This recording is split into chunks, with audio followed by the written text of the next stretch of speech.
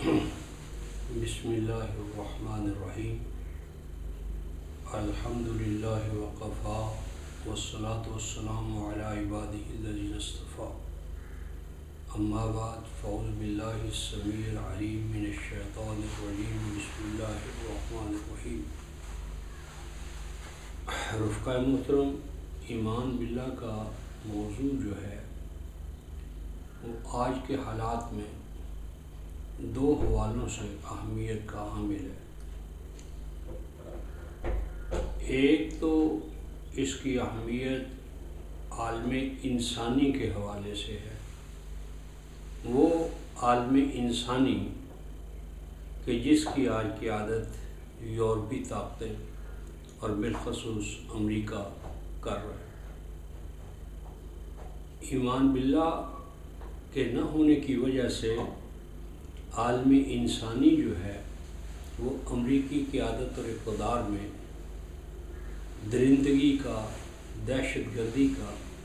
اور عالم انسانی میں جبر و استبداد کی حکمرانی اور بالادستی کا نام ہے۔ انسانیت کی تذلیل ہو رہی ہے اور انسان صرف حیوان بنا کر اور حیوان میں صرف جبلتی تقاضوں کو، حکمرانی کو تسلیم کر کے انسان کا دشمن اور انسان کا شکاری اور حیوانی مفادات کے حصول کے لیے انسانیت کے قتل کرنے سے وہ سے کوئی باز رکھنے والی چیز نہیں ہے۔ انسان کو حیوان سے انسان بنانے کا ایک ہی طریقہ ہے اور وہ خالق و مالک پر ایمان ہے۔ اس خالق و مالک پر اگر ایمان انسان کے پاس نہ ہو تو انسان کے پاس کوئی برتر نسب العین نہیں رہتا اور انسان صرف حیوان اور جبلتی جو تقاضے ہیں، جبلتیں ہیں، ان کی محکومی میں مبتلا ہو کر ایک دوسرے کے لیے دشمنی کا، اناٹ کا، عداوت کا یا دوسرے لفظوں میں ابلیس کا وہ شکار ہو کر، ابلیس کی سواری بن کر وہ عالم انسانیت کے لیے مصیبت، تباہی اور بربادی کا واحد سبب بنتا۔ اس حوالے سے ایمان باللہ عالم انسانی کا بنیادی مسئلہ ہے، اور جب تک عالم انسانی میں ایمان باللہ اور اس کے مثبت نتائج و ثمرات اس کا ظہور نہیں ہوگا تو یہ قرہ ارضی جو ہے جو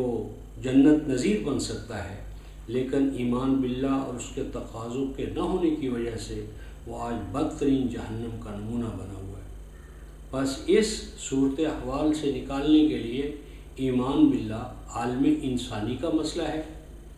اور اس کے بعد جب ہم دوسرے حوالے سے گفتگو کرتے ہیں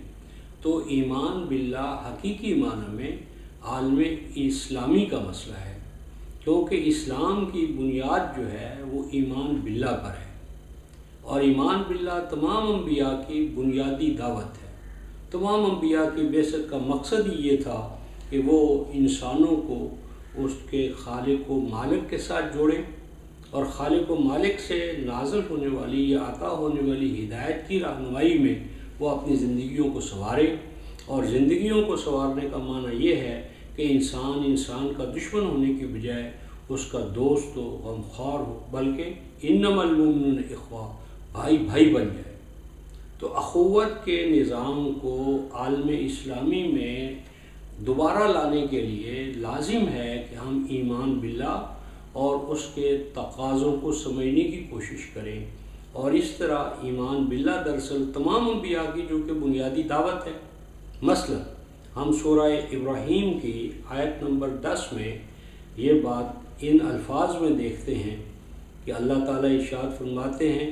کہ الم یاتکم نبأ، کیا آپ کو معلوم نہیں، یاتکم تمام یعنی مسلمانوں کو خطاب ہے، تمام چھوٹے بڑے، حاکم محکوم سب کو اللہ پاک فرماتے ہیں کہ کیا تمہیں معلوم نہیں ہے کہ انبیاء ما سبق یعنی سیدنا نوح علیہ السلام، ابراہیم علیہ السلام، صالح علیہ السلام، شعیب علیہ السلام اور یہ ہود علیہ السلام، موسیٰ علیہ السلام، مسیح اور ابراہیم، یہ تمام انبیاء، ان کے ذکر کرنے کے بعد قرآن یہ کہتا ہے کہ انہوں نے جب اپنی قوم کو یا اپنی اقوام کو ایمان باللہ کی دعوت دی تو انہوں نے کہا نہیں، ہمیں تو اس اللہ ہی کے بارے میں شک ہے،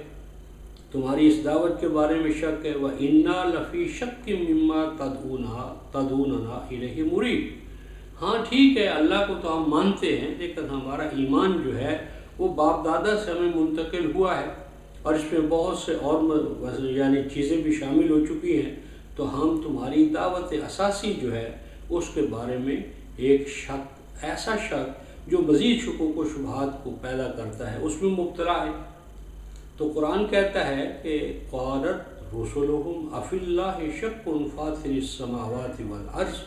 یدعوکم لیغفر لکم من ذنوبکم ویؤخرکم الی اجل مسمى، کہ دیکھو کیا تم اس اللہ کے بارے میں شک میں مبتلا ہو چکے ہو، فاطر السماوات والارض، تم نے یہ کیوں غور نہیں کیا کہ یہ زمین و آسمان، ماحول، کائنات جس میں آج تم مبتلا ہو، جس میں تم زندگی گزار رہے ہو، کیا یہ از خود پیدا ہو گئے؟ یہ زمین، یہ آسمان، اور زمین و آسمان میں جو طرح طرح کی نعمتیں اور وجود کی عظیم نعمتیں تمہیں ملی ہوئی ہیں، کیا یہ از خود ہے؟ کیا یہ ایک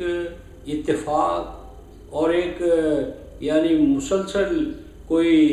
بغیر سکیم کے، منصوبہ بندی کے یہ ساری چیزیں پیدا ہو گئی؟ کیا ان کا وجود جو ہے آٹو ڈائنامک ہے، از خود یہ چیزیں وجود میں آ گئی؟ اور کیا کوئی بھی چیز جو ہے جس کے اندر ایک نظم ہو، منصوبہ بندی ہو، افادیت ہو، اور تسلسل کے ساتھ اس میں حکمت کی یعنی کامگاری ہو اور حکمت کا اقتدار اور حکومت ہو، کیا وہ اتفاق سے پیدا ہو سکتی ہے؟ یعنی آپ غور کریں کہ اگر ہمارے پاس 10 روپے ہیں، سکے ہیں 10 سکے، اور ان 10 سکوں کو ہم یکے بعد دیگرے کسی جیب میں یا کسی چیز میں گرائیں، 1 2 3 4 5 10 تک، پھر ہم ان سکوں کو یکے بعد دیگرے نکالنا چاہیں تو کیا ممکن ہے کہ ایک سکے کے بعد دوسرا سکہ اسی ترتیب سے آئے، تیسرا آئے، چوتھا آئے، پانچواں آئے؟ کیا ممکن ہے کہ ایک چیز کے اندر اتفاق سے کبھی نظم پیدا نہیں ہوتا، حکمت پیدا نہیں ہوتی، تسلسل پیدا نہیں ہوتا اس ترتیب کے ساتھ؟ یا جس طرح کل میں نے کہا تھا کہ کیا ممکن ہے کہ ایک بندر کو ہم کسی ٹائپنگ مشین پر بٹھا دیں اور وہ ان کیز کو پے بپے ہلاتا رہے، اتفاق ساری زندگی کرتا رہے، 100,000 سال تک کرتا رہے، تو اس سے ایک شاعر کی جو نظم ہے اس کا ایک مصرع پیدا ہو جائے؟ کیا یہ ممکن ہے کہ ایک انسان جو ہے وہ ایک ٹائپنگ مشین پر ہاتھ چلاتا رہے اور اس کے ہاتھ چلانے سے مسلسل ایک ڈکشنری کسی زبان کی پیدا ہو جائے؟ تو اتفاق سے کبھی نظم پیدا نہیں ہوتا، اتفاق سے کبھی ترتیب پیدا نہیں ہوتی، اتفاق سے رینڈم کسی عمل سے کوئی حکمت اور اس کے اندر ترتیب اور اس کے اندر قانون اور قانون کا تلازم اور تسلسل ناممکن ہے۔ تو انہوں نے کہا افی اللہ شک فاطر السماوات والارض، کیا اس اللہ کے بارے میں تم شک کرتے ہو کہ جس نے از خود تمہیں وجود عطا کیا ہے، اس کائنات کو وجود عطا کیا ہے، اور اس ایمان میں جو تمہیں ہم جس کی طرف پکار رہے ہیں اس میں ہمارا کوئی مفاد نہیں ہے، اللہ تعالیٰ کو کوئی مفاد نہیں ہے، یدعوکم لیغفر لکم من ذنوبکم۔ اس دعوت ایمان کا تو مقصد ہی یہ ہے کہ تم جو حیوانیت میں مبتلا ہو کر ایک دوسرے کے دشمن بن چکے ہو، ایک دوسرے کے لیے اس دنیا کو جہنم بنا رہے ہو، ایک دوسرے کو قتل کرنا، سلب و نہب کرنا اور بے رحمی کے ساتھ ایک دوسرے کا استحصال کرنا، یہ جو ضمائم ہیں، بری باتیں ہیں، تباہ کن سوشل تمہارے رویے ہیں، ان رویوں سے تمہیں اللہ اس ایمان کے ذریعے سے نجات دینا چاہتا ہے، تمہیں بھائی بھائی بنانا چاہتا ہے، ایک دوسرے کا غمخوار اور غمگسار بنانا چاہتا ہے۔ تو اس دعوت میں ہمارا کوئی ذاتی مفاد نہیں ہے، اللہ تعالیٰ کا کوئی مفاد نہیں ہے، بلکہ اللہ تعالیٰ تو چاہتے ہیں یدعوکم لیغفر لکم من ذنوبکم، جو کمزوریاں، تباہالیاں اور مہلک عادتیں اور رویے تمہارے اندر غالب آ گئے ہیں ان سے تمہیں نجات دیں، وَيُؤَخِّرَكُمْ إِلَىٰ أَجَلٍ مُّسَمًّى، اور زندگی کے اندر جو قدم قدم پر کٹھنائیاں ہیں، جکڑ بندیاں ہیں اور ایک دوسرے کے خلاف عداوت و عناد کے رویے ہیں، ان سے تمہیں نجات دے۔ تو اس حوالے سے ایمان باللہ جو ہے وہ ہمارے لیے، ہم اہل ایمان کے لیے کیا مقام رکھتا ہے؟ تو اس مقام کے حوالے سے قرآن حکیم نے سورہ اسی ابراہیم میں، جس کی ہم آیت نمبر 10 دیکھ رہے تھے، اس میں اللہ تبارک و تعالیٰ اپنے اس دین اور نظام اور کلام کے حوالے سے ارشاد فرماتے ہیں کہ اے اہل ایمان، ہم نے جو تمہیں کلمہ طیب، یہ ایک طیب نظام، سازگار نظام، خوشگوائیاں اور پیدا کرنے والا نظام تمہیں عطا کیا ہے، تو اس کی طرف لبیک کہو، اس کے اوپر قائم ہو جاؤ۔ کیوں؟ یثبت اللہ الذین آمنوا بالقول الثابت فی الحیات الدنیا وفی الآخرہ ویذل اللہ الظالمین، کہ اہل ایمان یہ جو نظام حیات، کوڈ زندگی کا، یہ جو تمہیں ہم عطا کر رہے ہیں، اس کا مقصود کیا ہے؟ یثبت اللہ الذین آمنوا بالقول الثابت، اس محکم اور پائیدار نظام کے توسط سے اس پر عمل کرنے کے نتیجے میں اللہ تعالیٰ تمہیں حیات دنیا میں ثبات و استحکام چاہتا ہے، تمہارا ثبات و استحکام، تمہارے جو ڈگمگاتے ہوئے پاؤں ہیں ان میں جماؤ چاہتا ہے، قوت چاہتا ہے، طاقت چاہتا ہے، تمہیں چاہتا ہے کہ تم دنیا کے اندر ایک عزت و آبرو کی زندگی گزارو۔ آج جو 4 قسم کی غلامی ہمارے پاس ہے، ذہنی غلامی ہے، جسمانی غلامی ہے، معیشت کی غلامی ہے، معاشرت کی غلامی ہے، تعلیم کی غلامی ہے، اقدار کے حوالے سے ہم اپنی اسلامی اقدار کی بجائے حیوانی اقدار کے غلبے میں آ چکے ہیں۔ ان غلامیوں سے اللہ پاک فرماتے ہیں ہم تمہیں نجات دینا چاہتے ہیں، تمہیں ایک زندہ مستحکم نظام دے کر ہم تمہیں ایک زندہ اور پائیدار قوم بنانا چاہتے ہیں، امت بنانا چاہتے ہیں۔ تو اللہ تعالیٰ تمہیں اس حیات دنیا میں بھی استحکام، قوت اور طاقت عطا کرے گا، اور آخرت میں بھی، یعنی یہی زندگی جو ہے یہ رواں دواں رہے گی۔ وَيُذِلُّ اللَّهُ الظَّالِمِينَ، اور جو بڑے بڑے ظالم، جابر، فرعون، حامان، قارون آج تمہارے اوپر اندرونی حوالے سے اور بیرونی حوالے سے مسلط ہیں، ان سے اللہ تعالیٰ تمہیں نجات دینا چاہتا ہے۔ وَيَفْعَلُ اللَّهُ مَا يَشَاءُ،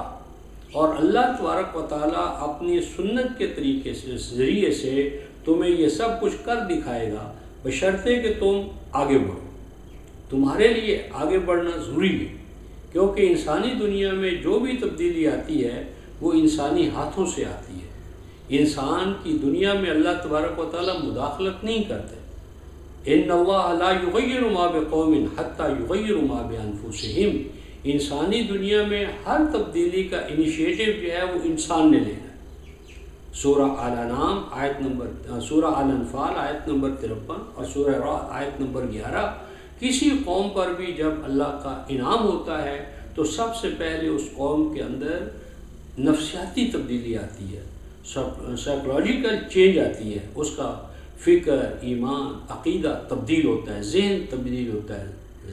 ضمیر تبدیل ہوتا ہے۔ ذہن اور ضمیر کی تبدیلی سے پھر کائنات کے اندر ایک تبدیلی کا، خوشگوار تبدیلی کا آغاز ہوتا ہے۔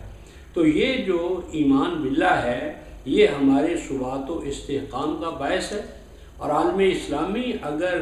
ایمان باللہ کی قوت سے آراستہ ہے، مسلح ہے، تو وہ ایک ایسا پہاڑ ہے کہ جس کو کوئی دنیا کی طاقت سر نہیں کر سکتی،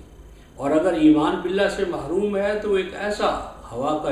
چھوٹا سا جھونکا بھی اسے اڑا سکتا ہے، مشت غبار کی طرح، یہ ایک